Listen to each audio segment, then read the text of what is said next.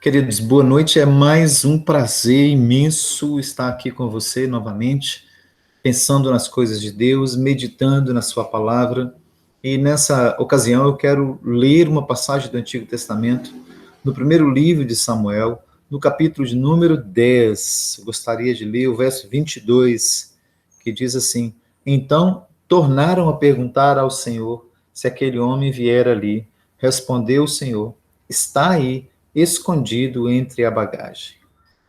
A imagem de Saul escondido entre a bagagem é muito oportuna para a reflexão que vamos fazer nessa noite, que é a questão da alienação. Ele havia sido convocado para estar juntamente com a população da nação de Israel, das tribos, para se definir os destinos da nação. Seria estabelecido um rei naquela ocasião. E onde que Saul estava? Saul estava escondido no meio da bagagem.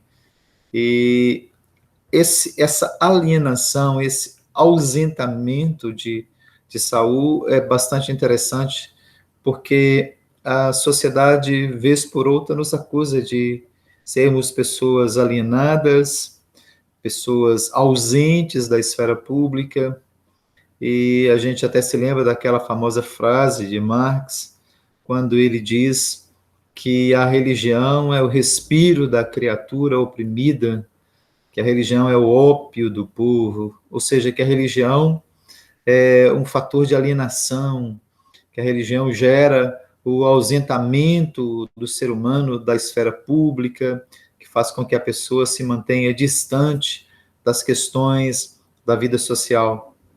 A gente sabe que é uma crítica agressiva e que não corresponde exatamente à verdade. Mas, por outro lado, em alguns momentos, a gente percebe que a igreja se ausenta realmente da esfera pública, se ausenta das grandes questões da vida social, e isso não é bom. Então, eu acredito que a gente pode filtrar essa crítica e pensar, será que em algum momento a gente também não está tendo esse comportamento alienante, né? E hoje a nossa reflexão é exatamente sobre isso. Qual o perigo da gente ser alienado, da gente ser ausente da esfera pública.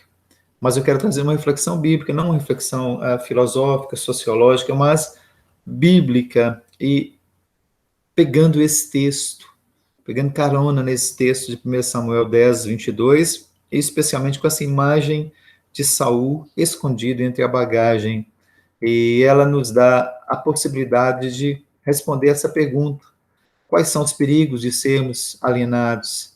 E o primeiro perigo é muito evidente, que é o perigo de estar alheio ao que está acontecendo ao seu redor.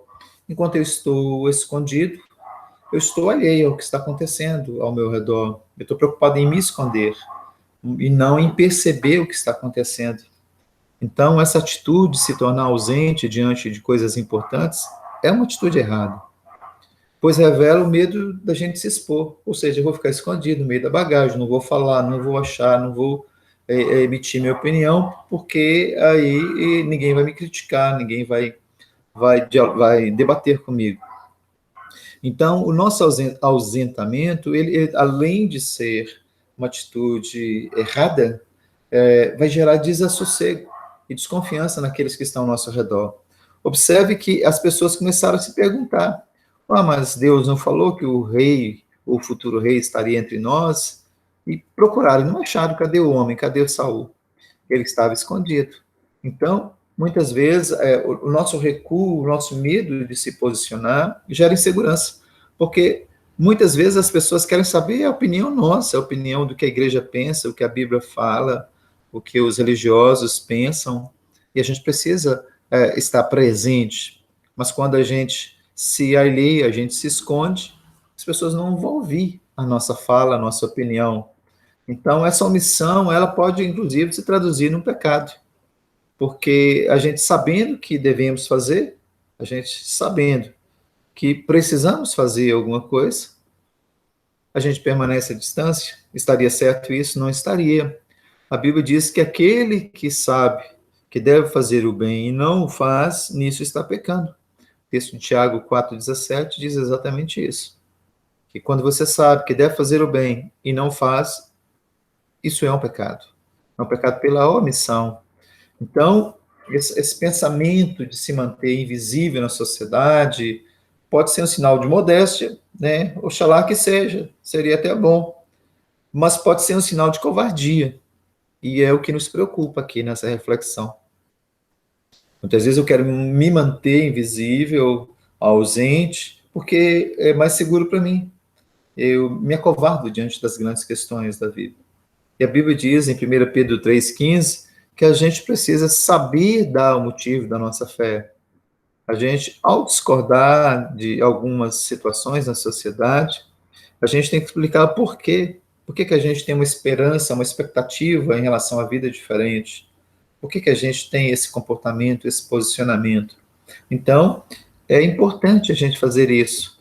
Mas quando a gente se ausenta, a gente fica alheio e a gente não percebe o que está acontecendo. Esse é o primeiro risco. O fato de você se ausentar, o fato de você estar alienado, as coisas vão continuar acontecendo. E você vai deixar de mostrar o seu ponto de vista, a sua maneira de enxergar as coisas, demonstrar uma atitude diferente. Então, esse é o primeiro perigo. Está alheio ao que está ao seu redor. O segundo perigo, aí que essa imagem de Saul escondido entre a bagagem também nos dá condição de perceber, é o perigo de você se acostumar a viver sobrecarregado de obrigações secundárias. Ou seja, entre a bagagem. Você, em vez de acolher as questões mais importantes para a sua vida, você passa a ficar sempre entre a bagagem. As coisas secundárias, terciárias, você sempre se esconde nessas coisas. Saul, em vez de estar lá no meio da praça pública, reunido com a sua nação, ele se ausentou, ele se escondeu, ele ficou no meio da bagagem. E a gente pode passar uma vida inteira assim, se ocupando de bagagens, em vez de viver uma vida criativa, uma vida feliz, uma vida participativa. E aquela reunião ia mudar os destinos da nação. Saul era a pessoa mais importante daquela reunião, mas ele estava envolvido com o quê? Com coisas secundárias. E a perspectiva de reino de Deus é de fazermos escolhas que nos possibilitem perceber de fato o que é mais importante para nós. O reino de Deus, ele quer que nós tenhamos a capacidade de escolher aquilo que é mais importante. Em Mateus 13, verso 44, por exemplo, nos fala de como deve ser o nosso posicionamento. Olha só o texto. Mateus 13, 44. O reino dos céus é semelhante a um tesouro oculto no campo, o qual certo homem, tendo achado, escondeu. E transbordante de alegria, vai, vende tudo o que tem e compra aquele campo. Ou seja, fazer uma clara opção pelas coisas mais importantes. O homem viu que aquele campo era o campo onde tinha tesouro, vou vender o restante das minhas terras e vou me ocupar somente disso. Então, em vez de você se ocupar com um monte de outras coisas que não são as mais importantes, você deve priorizar aquilo que é mais importante. Não fique a vida inteira carregando bagagem, não fique a vida inteira escondido, não fique a vida inteira se sobrecarregando de coisas que outros poderão fazer. As bagagens ali, alguém poderia ficar lá olhando, vigiando, seja o que for, mas Saul, ninguém poderia substituir no projeto que Deus havia escolhido para ele, que era ser rei. Então, quando a gente permanece assim, essa postura alheia, marginal, escondido ao projeto de Deus, podemos nos tornar sobrecarregados e infelizes. Você começa a carregar bagagem, você vai cansar de bagagem. Você vai cansar de coisas secundárias na sua vida. Vou dar um exemplo para você, o exemplo de Marta. Você conhece bem, mas eu quero ler para você. Lucas 10, verso 38. A Bíblia diz assim: indo eles de caminho, entrou Jesus num povoado.